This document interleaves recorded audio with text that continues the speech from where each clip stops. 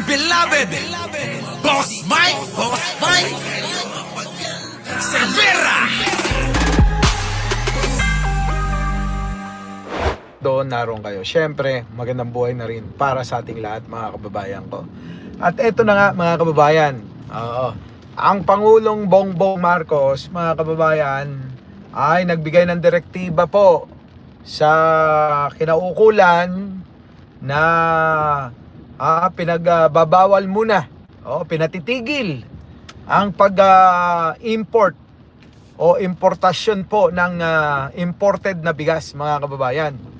At ito, marami ngayon ang nagngangaw-ngaw, salita na naman ng salita, kontra na naman ng kontra kay Pangulo, ganun naman lagi,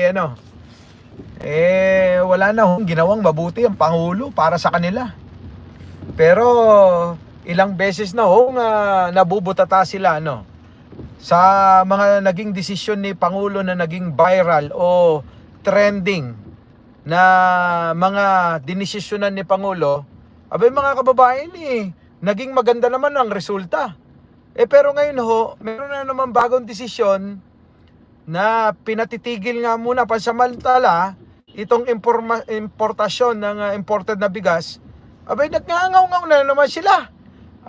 Nantina pa talaga tong mga hinayupak na to, mga kababayan. Wala na, para sa kanila wala nang ginawang mabuti si Pangulo. Ewan ko ba dyan sa mga yan? Di po ba? Mas pabor pa nga ho yan sa mga kababayan, mas pabor pa nga ho yan ngayon sa mga magsasaka. Sapagkat mas mabibili na ho ngayon yung pong kanilang mga nakaimbak. Yung mga kanilang mga magiging ani. Di po ba, mga kababayan?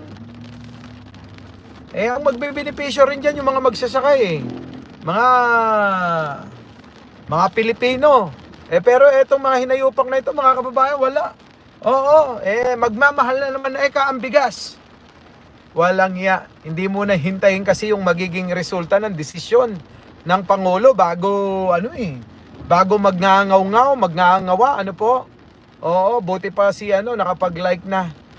Mag-like po muna kayo, maulan ngayon mga kababayan. Ewan ko ba? Maulan ngayon, mga kababayan. Mukhang sumasang-ayon ang panahon. Masahol pa sila sa dilawan. Ayun na nga. Biruin ninyo. Ito, example na lang mga kababayan, Ito, example na lang. Pagdating po dun sa PhilHealth, di po ba? Ang sabi po nila, mga kababayan, wala na yung mga nagbayad ng PhilHealth, wala nang serbisyo, wala nang makukuha na benepisyo. Ganon, mga kababayan, yung mga banat nila nun di po ba? Natandaan nyo po ba yun? Yung tungkol sa PhilHealth, mga kababayan? Di po ba sabi nila, wala na, hindi na makakakuha ng benepisyo sa PhilHealth dahil wala ng pondo. Hindi binigyan ng pondo. Kinat po ng gobyerno. Mga ganun, mga kababayan. Pero kita nyo ngayon, ang PhilHealth, mga kababayan, ay may programa na para hindi kayo mahirapan. Ang ginawa nila ay pinag-isa na lang. Hindi na kayo hihingi ng tulong kung saan-saan. Hindi na kayo hihingi ng tulong sa PCSO. Hindi na kayo hihingi ng tulong sa DSWD. Hindi na kayo hihingi ng tulong sa DOH. At kay congressman, na may problema sa flood control. Kay mayor, mga kababayan, wala na yun. Mas pinaganda nga ang serbisyo ng PhilHealth pero noong una, di po ba? Anong sabi nila, mga kababayan? Kawawa na ang mga Pilipino. Lalo na si Lolo at si Lola. Wala nang benepisyo. Paano na pag nagkasakit si Juan de la Cruz? Sabi pa nila di po ba, mga kababayan? Pero ngayon, kita nyo, ang ganda ng serbisyo ng PhilHealth. Yan ang problema sa mga DDS, mga kababayan. Makasilip lang sila pagkakataon para makabatikos, para makapanira. Ay sige, larga ng larga. Mga hinayupak na yan, larga dito, larga doon. Di ba, mga kababayan? Tira dito, tira doon. Di ba? Ganun po sila, mga kababayan ko. Lalong lalo na kay sabi mo pa, lalong-lalo na kay Bongo, ano? Yan po, ready use.